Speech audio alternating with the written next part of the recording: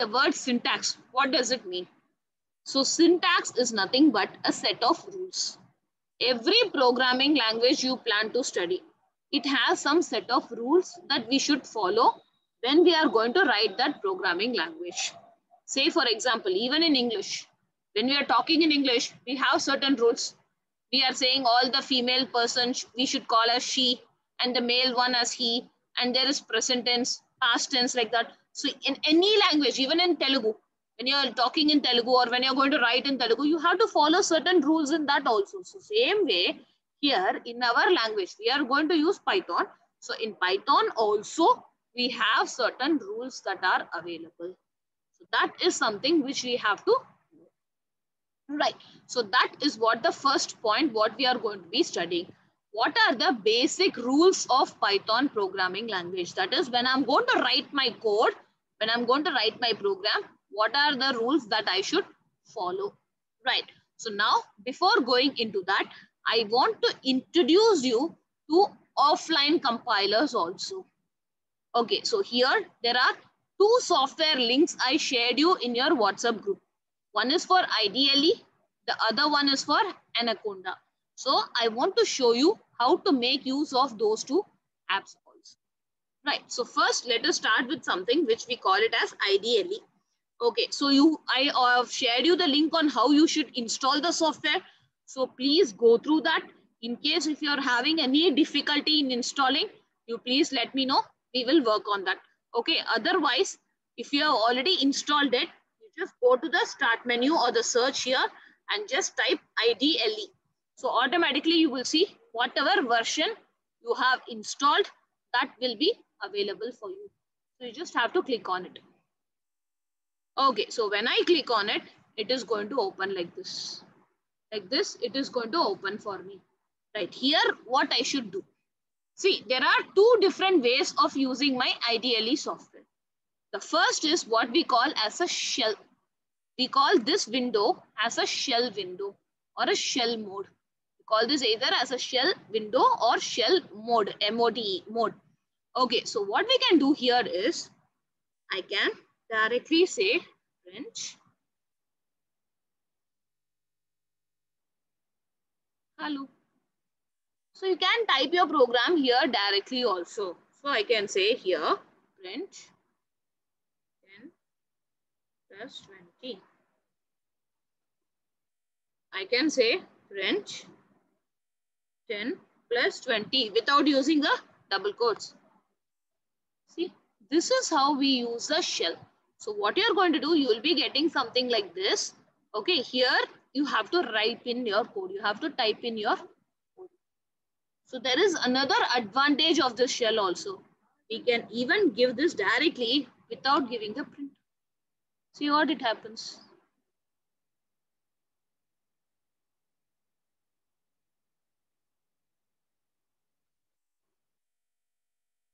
See, so you can either give it inside the print also, it will print you the output.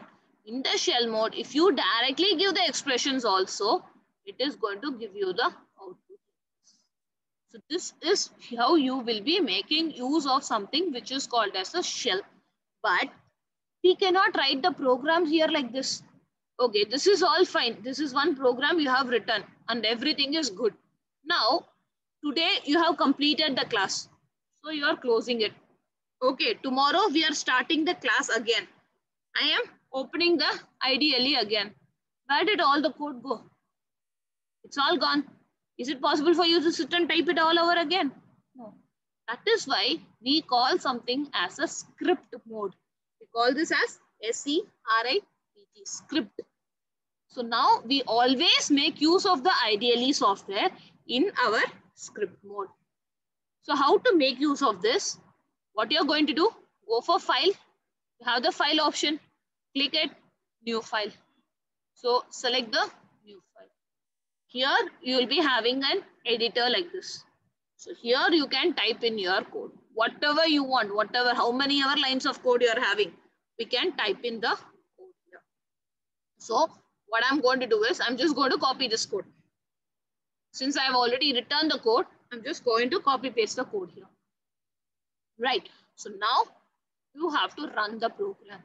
For us to see the output of the program, we have to run it, right? So now just click on this option, run. You'll be having various methods like this. Select the option called as run module, or the shortcut key for it is F5. So run module, select this. So what it says, before running the program, first you have to save this program. Once you have saved this program only, it will allow you to execute it. Okay, so save it, give okay. Okay, so when you give okay, it will ask you where you have to save it. You can choose any location, whatever you want, or you can give it, save it here itself. So here I'm just giving it the name as test. Test.py. Remember that .py is what we call as a file extension. So anything, any file that you're going to create will always have something called as a file extension.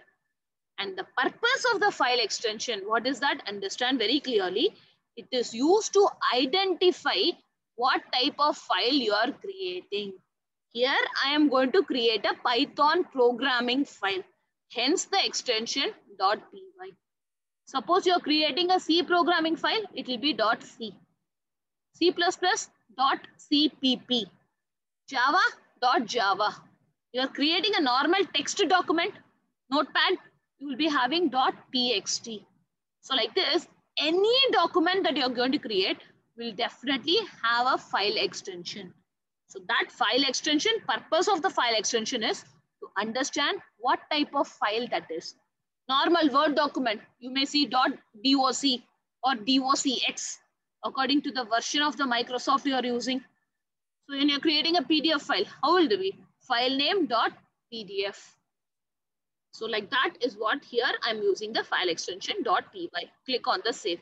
Since I already have a file by that name, it is asking me, do you want to rewrite it? I'm going to give yes. If you do not have that name, then it will not ask you for this. So now you can see in the shell window, this is our output also. See what is all the output. Whatever you have given here, whatever code you have given here, we click the run button. So it is automatically showing me all the output also. So what is the advantage of the script mode? So I have created it. I have saved it. Now, when I close my Python, and when I reopen it, okay, I'm going to reopen it. So there I can always go and I can give open and I can open my file. What is the file I have saved? Test.py. See here it is showing as Python file. Click on that, give open. See, all the code what you have just typed is always available for you. So always remember, when we are dealing with IDLE software, we will be making use of the script mode, and how to use it is like this only. Am I clear, guys? Yes, ma'am. Okay, now here there is one more important point I wanted to tell you.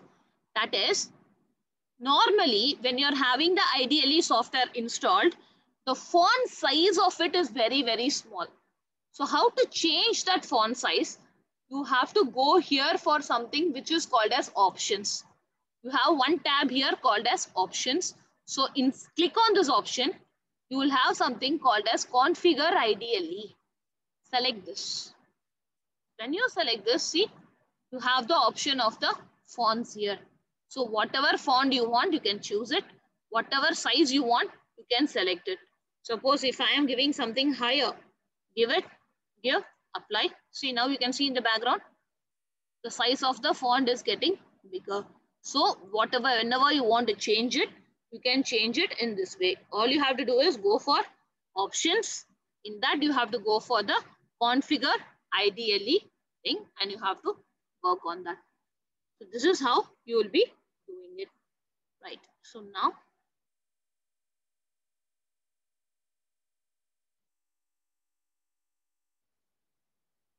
yes, and there is one more thing. See, suppose you prefer not a white background. You want a black color streams like this. See, you want this you feel more comfortable, reading and other things. So all you have to do is go for highlights. In the highlights, we have the option here called as built-in theme. So built-in theme, you have classic. Okay, this is your classic theme. And then we have the dark theme. And you can choose any one, whichever one you are comfortable with. You can just choose it, give apply and give okay. That is all you have to do. Right, so this is how you will be making use of the Ideally software. So for font and for changing the things, you have to go for options. Inside that, you have to go for the configure IDLE option. Right, so I prefer the classic mode itself. So I will just keep it like that. Right, so now the other software what I asked you to install is Anaconda. Okay, I want you guys to get yourself familiar with both offline compilers also and online compilers also. So that will actually help you to improve your programming skills a lot. And I will tell you how it is and how to do that. So the next thing before writing our program, I want to take you through the Anaconda software also. And make sure if you have not installed it, those who are having your laptops or system, please try to follow the steps and install that software also. So now if you have installed Anaconda, again go to your search window and you just have to type like this. When you start typing Anaconda itself, you will get something called as Anaconda prompt. This is what you will be getting. Select this. This is like a command prompt. This is like a command prompt. So here I am going to make use of a software which is called as Jupyter. So Jupyter is one of the inbuilt softwares that is available for me, which is used to create my Python applications. So here again, what I'm going to do, I have to type Jupyter, give a space, notebook. Jupyter space notebook. Right. So then press the enter key. Once you press the enter key, see, like this, it is going to open for us. It is going to open for us. So here, what you can do is you can create your own folder. Inside which folder you want all the Python demos to be stored, create your folder. So once you have created the folder, next step what you are going to do, I'll tell you. So here I have created my folder inside the desktop. So I have created a folder called as Python demo. So here, once you have come inside the folder, what you are going to do is, here you have the option called as new. So click on this new. And there you will be seeing Python 3. Select the Python 3. Okay, done. See what you're getting here. This is what you called as a Jupyter notebook. So first it will be untitled. So we have to give a name for our book. So I am just going to call this as testing file. Testing file. Just any name you want. You can just give it and give rename. See, now your file has been created. Right. So now how to type the program. Here you have the line. Click on this and you can type your program here. So I'm going to type the same print statements. So hello, welcome to Python. Right. Now how to run this, please know, shift enter. Okay, understand very clearly. Shift key plus enter key. Both you have to press at the same time. Shift and enter. That is how you will be running the thing. That is the shortcut to run your code. Otherwise, of course, you can go for the run method also. So you can either choose this or we can go and execute the program like this. Say, for example, another one I want to type. So I'm just going to say print.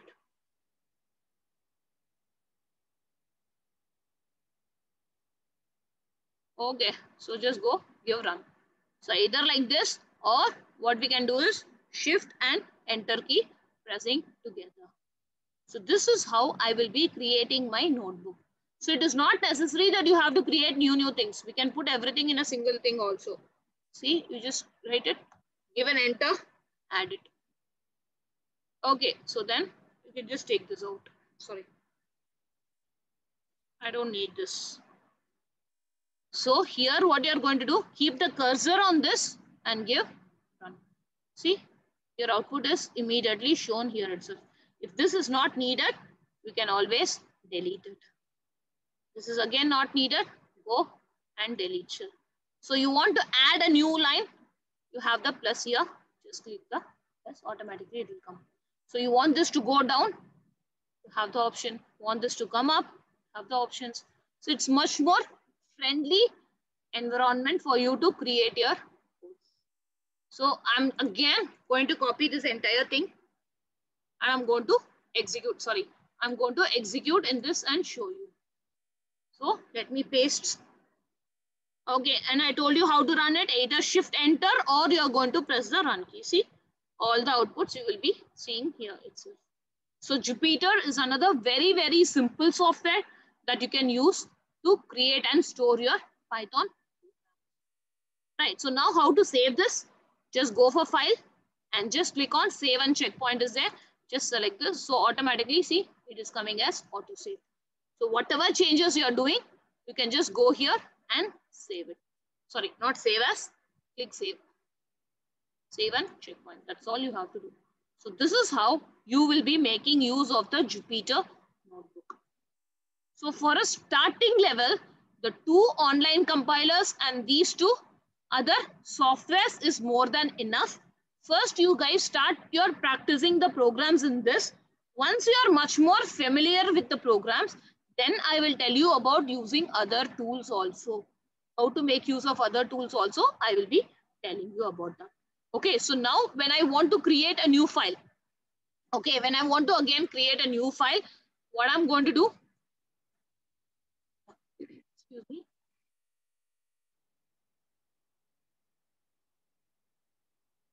Okay, so I'm just going to go back here, again, go for new, and then just give it as Python 3. So again, you will be getting another blank one. So again, you can give a name and you can store everything. So like this, you can keep on creating how much ever files you want to create. See here, I have already created, so I don't want all these things. So I'm just going to take it and I'm just going to delete it out. See, these 2 are unwanted ones, so I can just delete the files. So like this, I have created these demos for each and every topic. So for the first program, I just created a demo like this. So all the related concepts, see, I'm putting all the related concepts inside this. I'm going to create a file like this. This is another very, very important software which will help you guys to get yourself more familiar on using your Python. Guys, are you clear on using this or any doubts in this? No. What about others?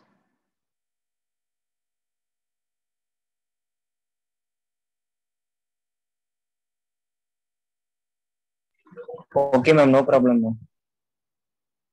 Right, guys.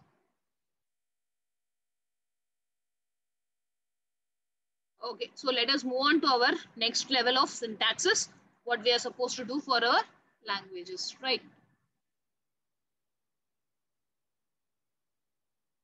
Yes.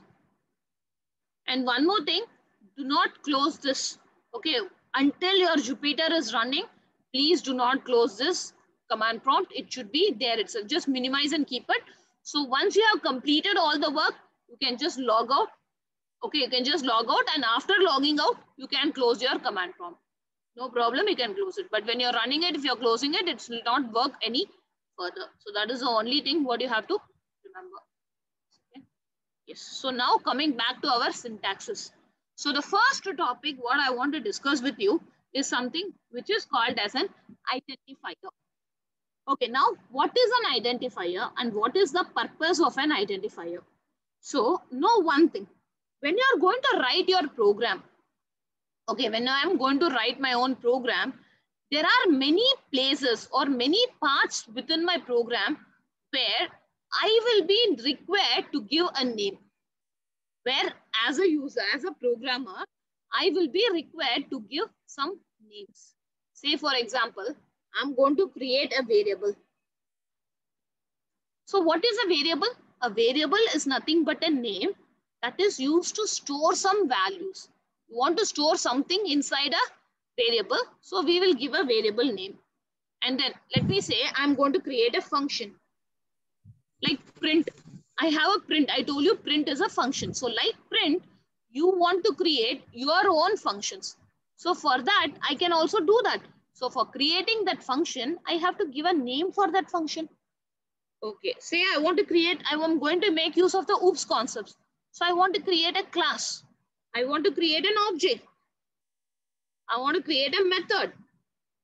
I want to create a list, or I want to create a tuple, dictionary. So there are so many things that as a programmer, you will be creating. Your own things you will be creating. So for all these things, I have to specify a name for it. And this name is what I call as an identifier. So identifier, what do you mean by the term? Identifier means user defined names. User defined names is what we call as an identifier. Right. Every one of you have a name. What is the purpose of your name? How can I call you? I want to call Praveen. How will I call him? Shall I say, hi, the one wearing a red color shirt, the one with this kind of hair, the one wearing the class? I can't call like that, right? So I need something to identify him. So that identification, his identification is his name. So when I want to call him, I'll call him Praveen. When I want to call Lahari, I'll call her by her name.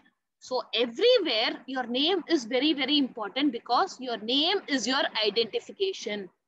Same way, within my program, there are many parts which I have to give a name for it.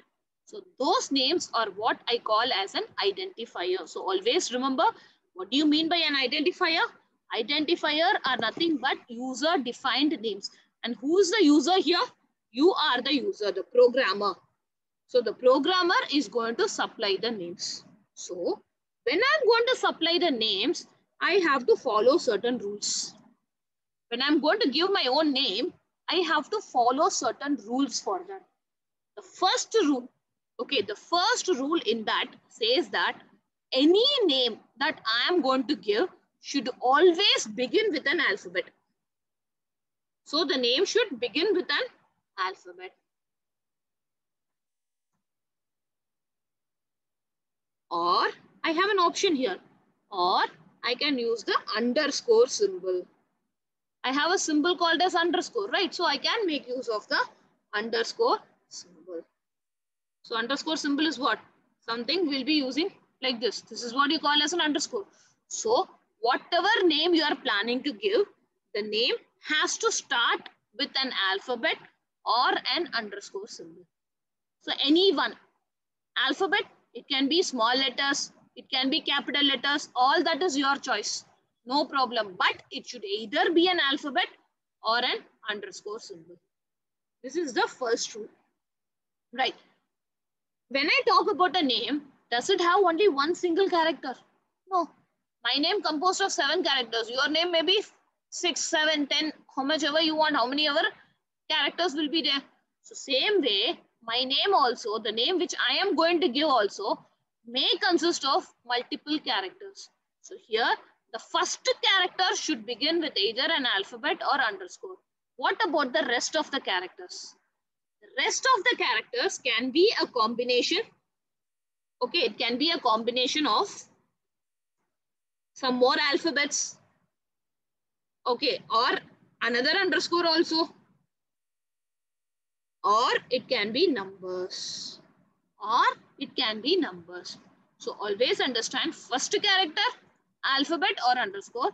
Next character or what we call as a subsequent characters can be a combination of some more alphabets, or it can be underscore symbol, or it can be numbers. Okay, now I am going to put this here. Why I am going to put this here, I'll tell you. Let us start by giving a variable.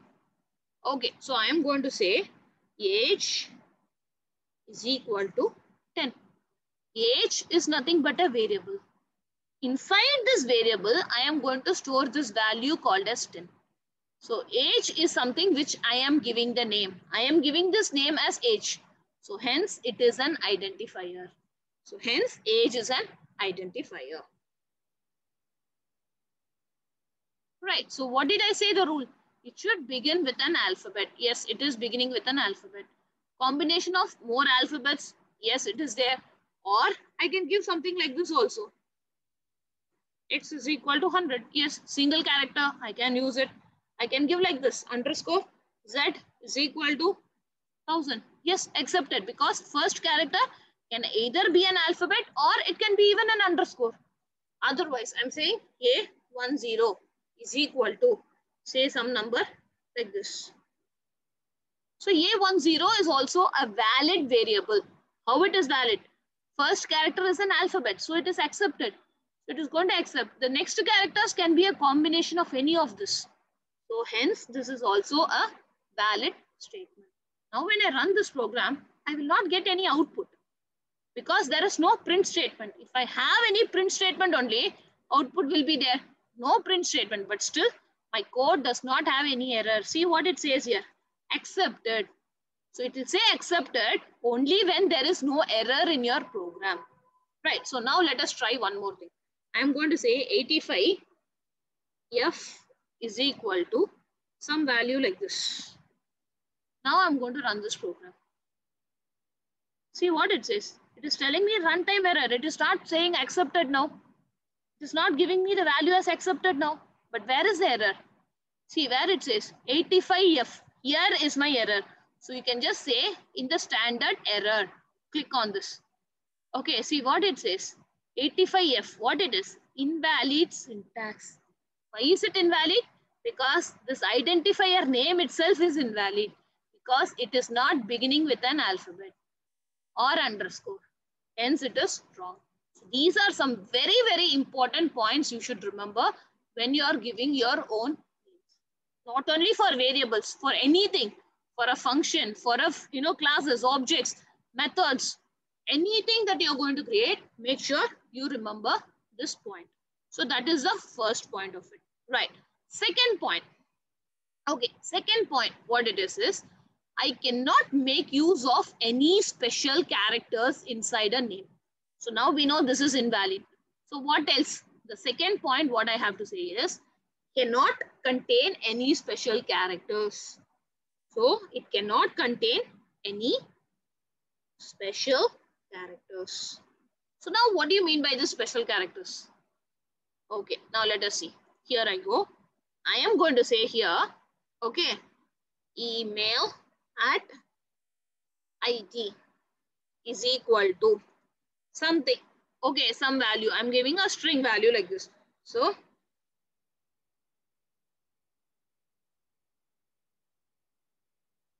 you know now whatever I give inside the double quotes or a single quote, it's called as a string.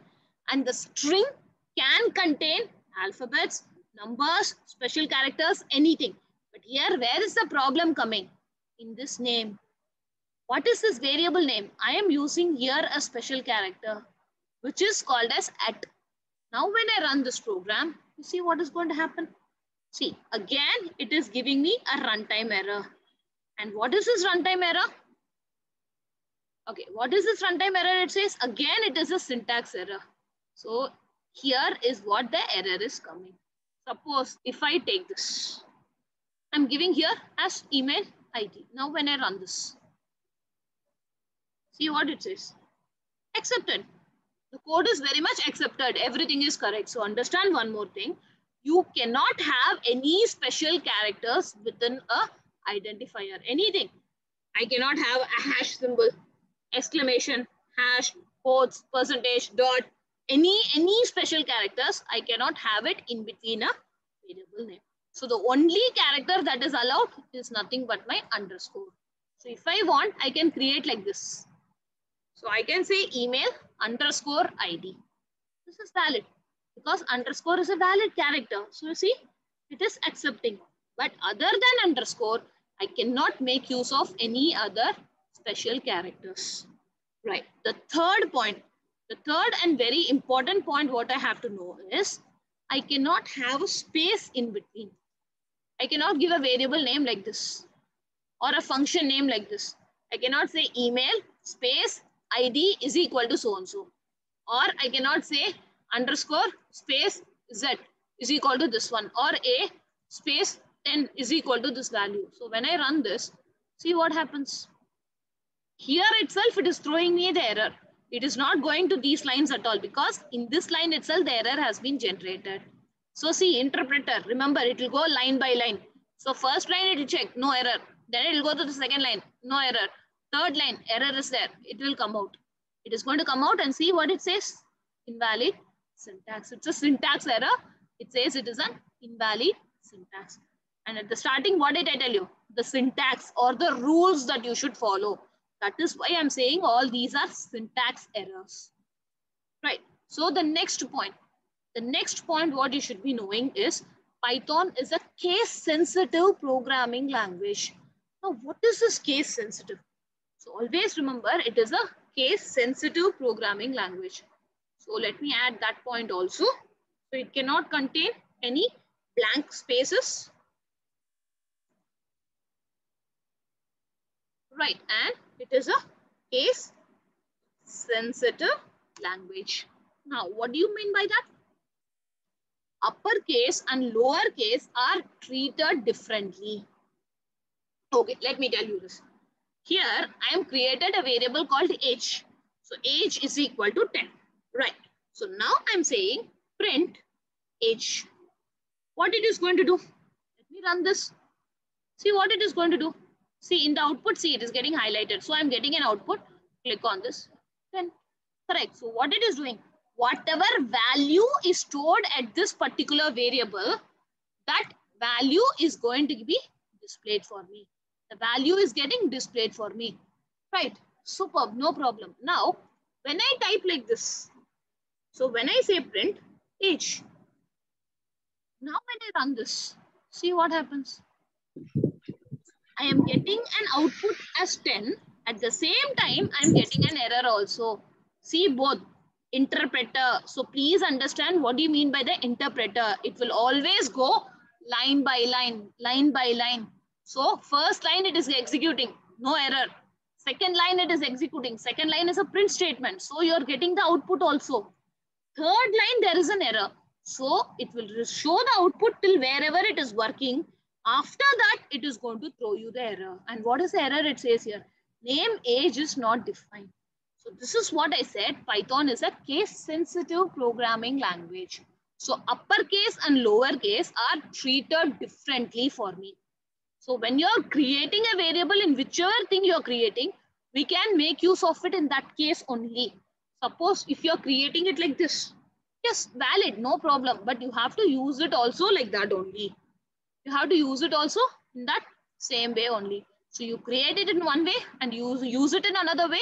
It is wrong because it is a case-sensitive programming language.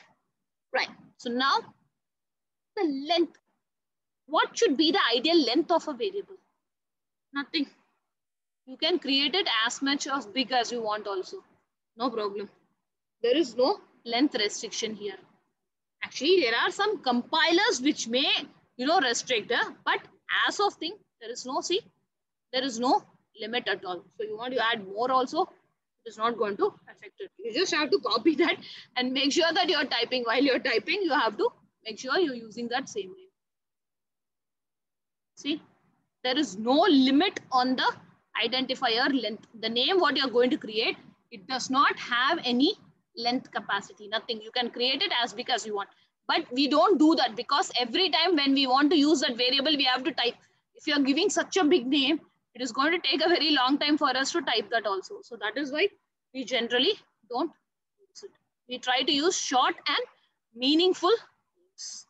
That is what is very important. Now, the next point, the last but very, very important point is something which is called as keywords. We have every programming language you take. Okay, every programming language have something called as keywords, or we call this as reserved words.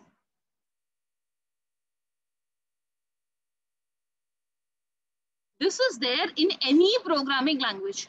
In C language, we have some set of words which is called as keywords. In Java, we have. In C++, we have. So same way in Python also, we have something which is called as keywords. There are totally 32 keywords available in Python. So how many keywords are there? 32 keywords are available in your Python programming language. Every keyword has a specific meaning. So what are those keywords basically?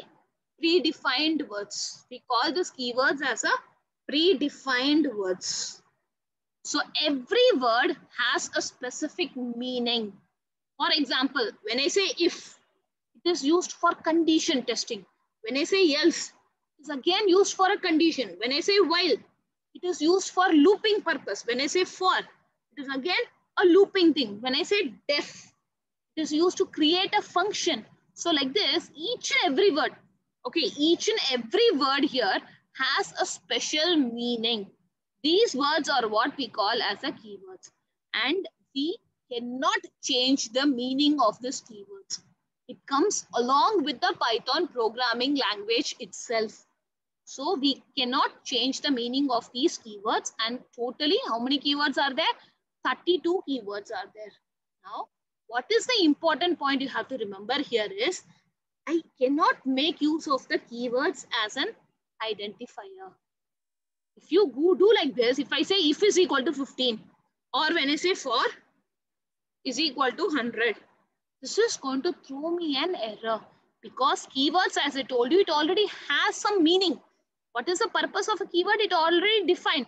So when I try to use it like this, it is again going to throw me a syntax error. Okay, now having said that, suppose if I give like this, now when I run my program, see, no error, accepted. The reason is Python is a case-sensitive programming language. Remember that very carefully. Uppercase, lowercase is treated differently. If it is in a smaller case, if only it is a keyword. When I write it like this is not a keyword anymore. For, in all in smaller case is a keyword. Now this F is in caps. So this is not a keyword anymore. So this is something which you have to remember. And this was asked in your program also. In company interview, in the MCQ, they gave questions like this. Just to test whether you understand the difference. What do you mean by case sensitive? That is the reason I'm emphasizing on this point. So make sure you understand this. Okay, guys. So far, is it clear, guys? Any doubts? Anyone? Any difficulty in understanding? No, ma'am. Every one of you not sleeping? No, right? ma'am. No, ma'am.